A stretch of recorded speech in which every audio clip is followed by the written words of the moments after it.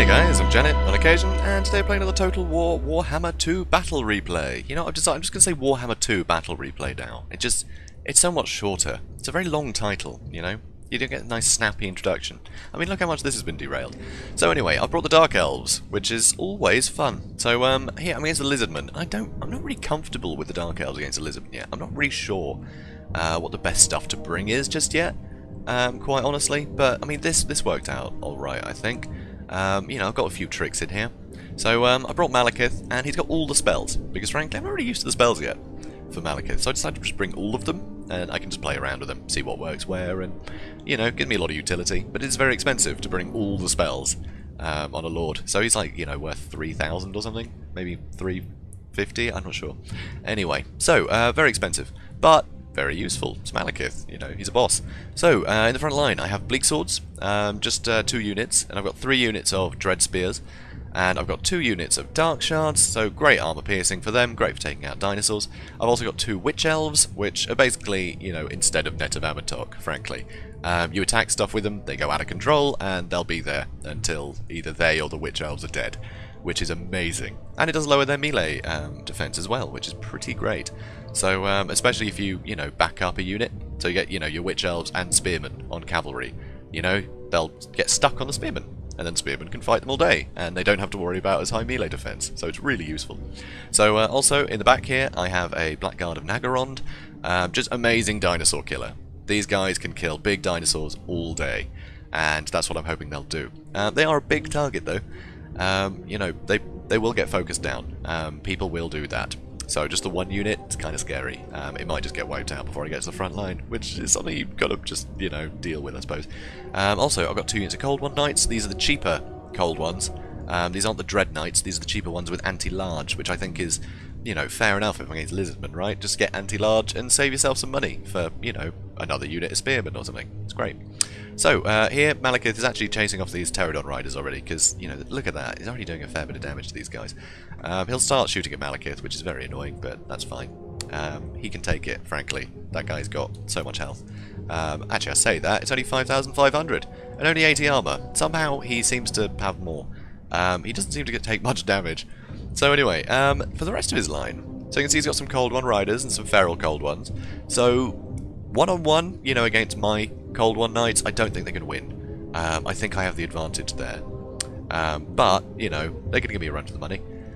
So, also, he's got a Stegodon. So, Stegodons, you know, really good. I love their missile attacks and everything. They're really useful. But, you know, you got to get them stomping in. You can't rely on the missile attacks, or else you're wasting the Stegodon. You may as well just bring more skirmishers. And speaking of skirmishers, 3 units of skirmishers.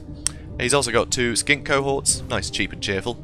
And he's also got some Kroq-Gars. These guys will do so much damage to infantry. They're very scary. But Blackguard and Nagarond will have no problem against them. He's also got some Saurus Warriors with shields. These guys will outmatch basically all of my infantry, apart from the Blackguard. They can kill Witch Elves and, you know, Bleak Swords and Dread Spears all day. They're much better combatants. So, pretty interesting. And yeah, the Bastillodon with Solar Engine, that's what I was scared of with the Blackguard. It's very easy to focus down the Blackguard with something like this. He's also got Kroq-Gar in the back. So, you know, only on a cold one, so he's not on Grimlock. So he's not going to be as big a target, but he's still going to be, you know, he's going to count as large. So, he needs to keep away from a Blackguard. And I suppose the Spears, but he's better than Spears, so, you know. Also, he's got a Skink Chief, which I find a bit odd. I would have thought he'd bring a Spellcaster. But then, what he might be doing is, he might have realised that Malekith has the Circlet of Iron, which adds a map-wide plus 50% miscast chance. Which basically means that, you know, it's going to be really difficult for spellcasters to cast spells without just eventually killing themselves. But even then, I think it would still be worthwhile. Because, yeah, Skink Chief, pretty good. He's got good missile attack, so he can keep constant pressure on Malekith if he wants to, which I think is pretty good. But I just think having, you know, something else to back up your front line. So bring like a Skink Priest of Beast, you can use Flock of Doom on a group, or you can use Wind Blast to just do massive damage all at once in a smaller area. I think that'd be more useful, because at the moment he has no spellcasters. I think it's always good to bring one. So, you know, it depends. He might be trying to avoid that miscast. Or, you know, he might just think that missile attack is going to be really good if I bring anything, you know, or like Malekith.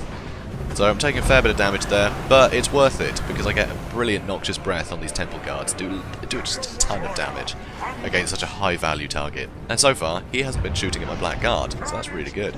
And now he's shooting at Malekith with his Bastiladon as well. So Malekith taking a lot of the damage that my Dark Shards would have been receiving. Because you can see, my Dark Shards were getting shot at a fair bit there.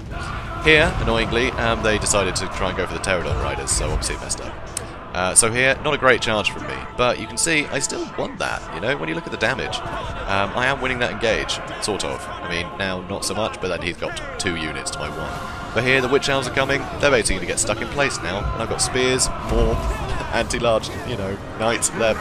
Yeah, this is not good for their cavalry. But it's also not great for my front line. I've also already almost lost to Bleak Swords. I've got my Dark Shards trying to focus down this Bastiladon. But you can see these skinks are coming straight through the back, which is not good. I've got nothing else to stop him. I guess Malekith can dive down, but I don't want to keep him up. You know, I don't want to land him to fight skinks. Maybe I should have done, actually. Yeah, I probably should have done. Oh well. Well, I went for the Kroq-Gars, because he can just do massive damage, which is good for, you know, these kind of units. You know, sort of Minotaurs or anything like that. I might just throw a big unit at them. You know, if they're already bogged down by something like the Black Guard, then you can just kill them quicker. You know, one attack will take out a unit, basically. So Kroq-Gar has come in. Kroq-Gar is anti-large as well, so Malekith's in a bit of trouble here. I need to run away from him. So cavalry completely cleaned up. Unfortunately, so are my Dark Shards. My other Dark Shards are stuck fighting these skinks for the time being. I was hoping these guys would come back quicker, but they'll come back eventually. So there we go, he's coming back. So yeah, Malekith's taking quite a lot of damage. But, you know, a lot of their units have gone a bit mad. The Kroq-Gars have gone crazy, and that's great, because now they're just stuck there fighting Blackguard, which is brilliant. Love the Witch Elves, so useful. So here, some of my Cold One Knights went mad from over here and charged the Stegodon straight away, which is great, that's what I would have gone for anyway. So that's really handy. And now there's a load of other stuff coming for this Stegodon, and that does not look good for him.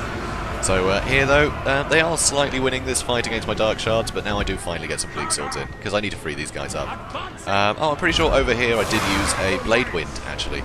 Here I'm using Soul Stealer, which is a weird one. It's good against sort of single targets, but it's an AoE. And it steals health, which is kind of cool. But I think the thing with it is basically if they've got like a squad of heroes, right? If they've got like a goon squad, use it on them, and they'll all take quite a lot of damage, and you get a load of health back. I think that's the best way to do it. So here I'm going to try and bog down this Bastiladon, because I may as well attack it with something, right? I'm not sure the Witch Elves are going to make much ground, but it clearly isn't enjoying this, so I guess that's enough for me. So the Skink Cohort. Still fighting here. The Temple Guards have gone mad now, so they've got less defense. And here, I decided to try and hit the Bastiladon with Malekith as well, because there's not really much around here to threaten him anymore. Because, as you can see, I've got, you know, Kroq-Gar is stuck in the middle of this blob, so I've got plenty of time just to move if he decides to try and chase me. And so there's also some Witch Elves in here, and I'm getting some Witch Elves around the back as well. So the Stegodon, no match for all the spears and all the, you know, cold ones. So use a Chill Wind, just try and do some damage to the Skink Skirmishers.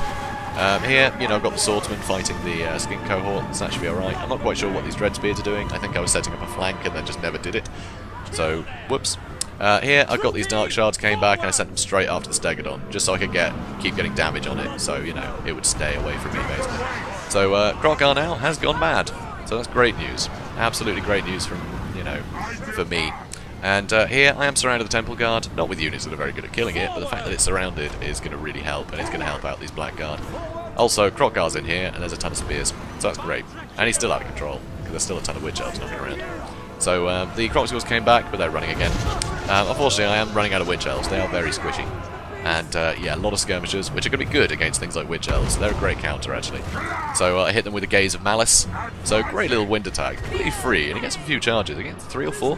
And yeah, it's pretty good. It does some significant damage, and it doesn't cost any winter magic, which just makes Malekith really great. It makes him a much better spellcaster than his mum, who's supposed to be the spellcaster of the family. It's really stupid. He's just better. It's annoying.